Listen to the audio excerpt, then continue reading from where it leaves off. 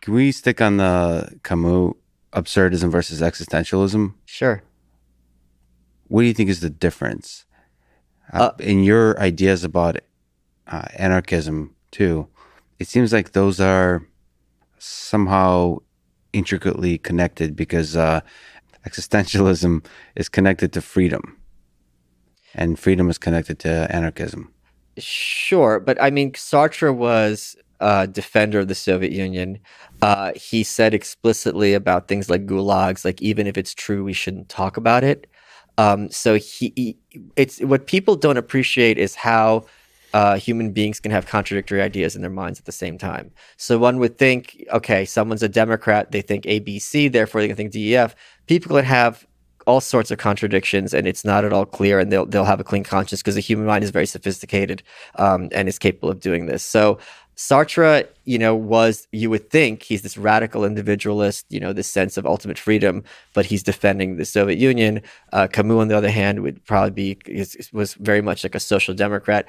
He didn't really talk about what politics should be so much as it shouldn't be. His essay, Reflections on the Guillotine, is one of the great masterpieces of all time, an attack on the death penalty, not in terms of no one's evil or it's wrong to kill murderers, but in terms of what does it do for a society if you have someone who takes a person and locks them in a room and says, in 2 years I'm going to murder you, and you lock them for that. This is not someone we'd regard as moral. We regard this as someone who's a complete monster. Mhm. But that's what the state does, with the death penalty. And he challenges us to think, is this the kind of people we want to be?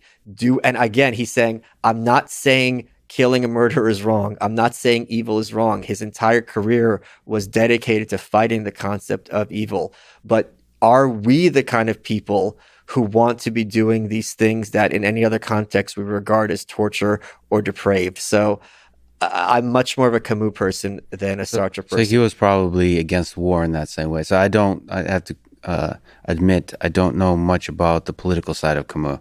Well, Uh, and I don't think his political side is that interesting or relevant. What I find, sorry to interrupt you, what I find fascinating about Camus and what I think about on a daily basis from him is his insistence that you have to live a life based on conscience, that you have to be accountable to yourself when you put your head on the pillow at the end of the day and ask yourself, did I live a righteous life with integrity, true to my values? Did I not needlessly cause harm to innocent people?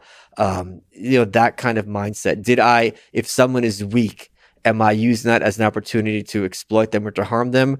Or do I feel a bit of sympathy or empathy for this person because maybe they didn't have circumstances that were, as beneficial as other people had? but how does that fit absurdism, where everything is absurd, nothing has meaning?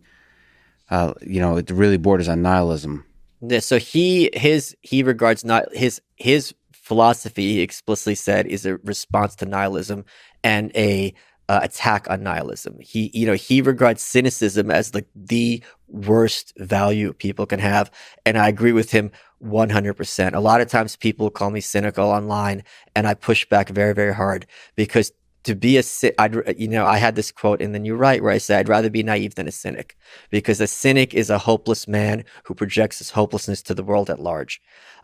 Camus, this is the metaphor I use, and I find it very inspirational. I thought it was in his work, but I guess I thought of it and ascribed it to him. Yeah. There's two types of people. You imagine you go to a mountainside and you see a blank canvas on an easel standing in front of this mountainside. One people would be like, why is this blank canvas here? What was this? What's going on here? And just be confused. Whereas the other type of person will be like, there's a blank canvas here in this beautiful countryside. What a great opportunity. I can paint this river. I could paint that bird. I could paint my friends or myself in the background. Infinite choices. And this is a gift that I have been given. And I think that also ties very heavily into what I went to yeshiva as a kid, which is Jewish school.